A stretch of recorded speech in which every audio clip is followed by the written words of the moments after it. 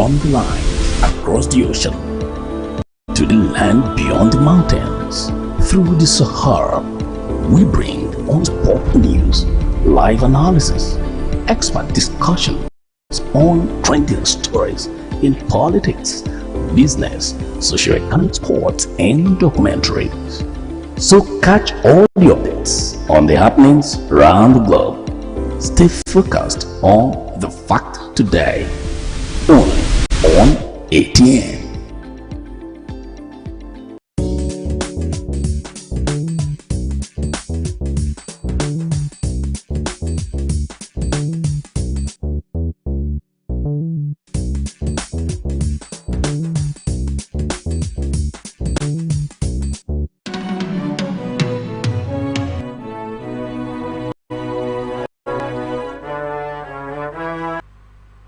The best way to predict the future is to create it. Time is precious, time is money, and this is the time for Money Talk on Atlantic Television Network. Good day, viewers, and welcome to a fresh episode of 18 Business on Atlantic Television Network, right here in the city of Port Harcourt. This is the network's medium of bringing the happenings in the economic sector of society to our discerning viewers. This program is aimed at bringing to the doorstep of viewers the business, financial, and economic activities from all strata of society. Its delivery is accentuated through the various stock exchanges across the world, news about government economic activities, private sector business activities, laced with expert opinion, stakeholders analysis, and correspondent reports. A quick look at the headlines. Federal government approves $1 billion to tackle child maternal mortality, Naira for crude contract. NNPCL Dangote refinery begins talks.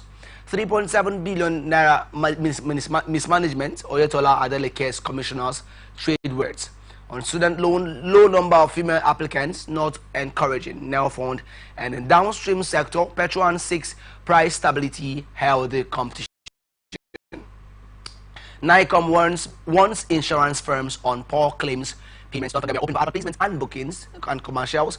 You can connect with also know our 18 socials on Facebook and YouTube, Atlantic Television Network, Instagram and TikTok, Atlantic TV Network 1, on Twitter, Atlantic TV Net, or you can watch us live on our website at www.atlanticnetwork.tv. We'll take a short break, and when we return, we'll get straight into our stories. Just stay tuned.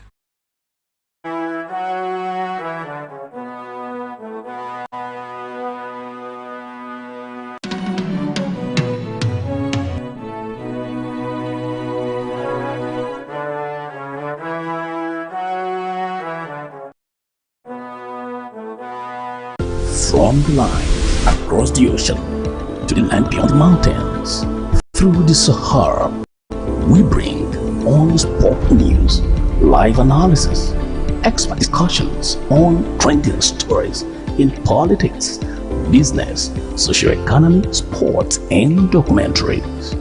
So catch all the updates on the happenings around the globe. Stay focused on the fact today, on ATN.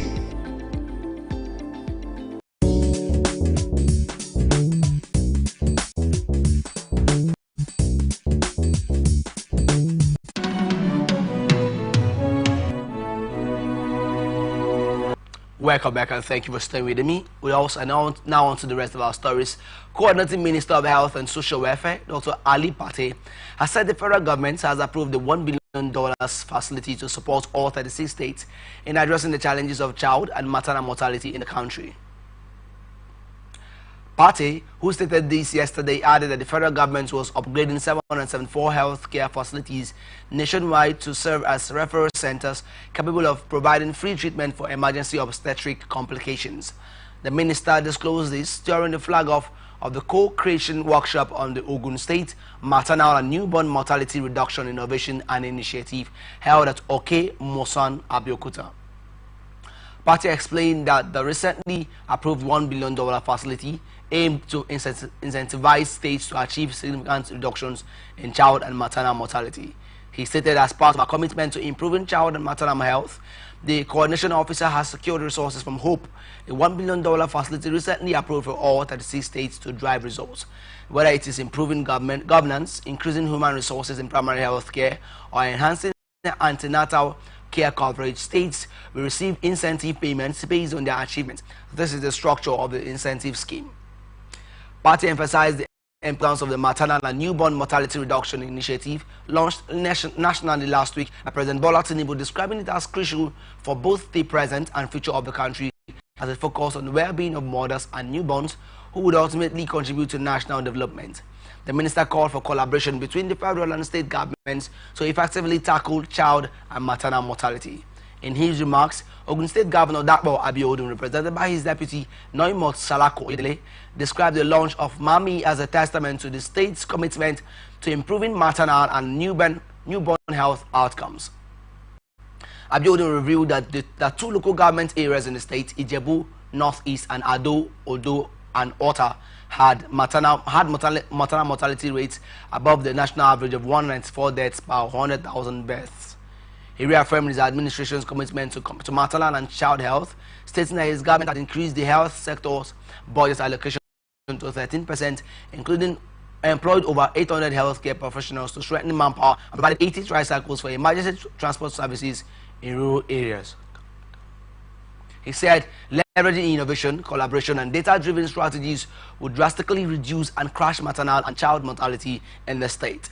A 13% budget allocation to the health sector in 2025, which is embedded in the yearly operational plan, underscores our commitment to improving healthcare infrastructure, human resources, and service delivery, he said. Nigeria National Petroleum Company Limited has initiated fresh negotiations with the Dangote Petroleum Refinery over the renewal of the Naira for crude agreement, as talks are underway in anticipation of the expiration of the initial deal, which ends on March 31, 2025. The NNPCL disclosed this in a statement issued on Monday in response to claims that the government-owned oil company had suspended the Naira for crude deal until 2030. As it has forward sold all its crude oil. This came as fresh findings by newsmen indicated that crude oil worth over 486.31 billion naira was received by the $20 billion Lekki-based refinery under the deal between October and December 2024. Recall that on October 1, 2024, the government commenced the sales of crude oil naira to local refineries to improve supply, save the country millions of dollars in petroleum product imports, and ultimately reduce the pump prices of refined products. The NNPCL Chief Corporate Communications Officer Olufemi Shoneye, in the statement on Monday, explained that the initial deal was for 6 months, confirming the newsmen exclusive report last year, adding that discussions for the renewal of the agreement are currently ongoing with the aim of establishing a new contract. He also stated that under the deal initiated in October 2024, the 650,000 capacity refinery has received 48 million barrels to refine for petroleum products, while a total of 84 million barrels has been supplied to the refinery since it commenced operations in 2023. The spokesperson also clarified that the deal was subject to availability. Similarly, the chairman of the technical subcommittee on the Naira for crude deal, Zach Adedeji, reaffirmed the government's stance, emphasizing that the termination of the contract was never a consideration. He said there is substantial evidence supporting the policy as a correct approach, and affirmed that it will continue to contribute positively to the nation's economy. Ongoing political feud between chieftains of the All Progressive Congress and the Osun State government took a new turn on Monday as the immediate past commissioner for local government and chieftaincy affairs, Mr. Adebayo Adeleke, accused the predecessor, Mr. Kolakbo Alimi, of overseeing the withdrawal of 3.7 billion naira by some officials of the Association of Local Governments of Nigeria. Adeleke, who served under former Governor Adegboyega Oyetola between 2019 and 2020, made the allegations while responding to a petition filed against him by the state government. The petition, submitted to the Economic and Financial Crimes Commission, accused Adeleke of illegally securing renovation contracts for primary health care centers while still in public office. Addressing journalists in Oshobo alongside chairman elected in the October 15, 2022 local government elections, Adeleke refuted the allegations and accused the current administration of financial mismanagement. He claimed that part of the alleged missing funds was moved through Algon officials who served under former Governor Rauf Aregboshola's administration. Adeleke further accused the current administration of mismanaging 2 billion naira in COVID-19 relief funds and awarding contracts without following due process.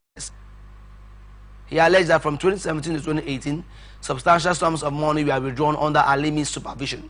He started the case on December 27, 2017, when a former Argon chairman, Jayola Omoboyode, allegedly withdrew 60 million naira on in 6 tranches of 10 million naira each.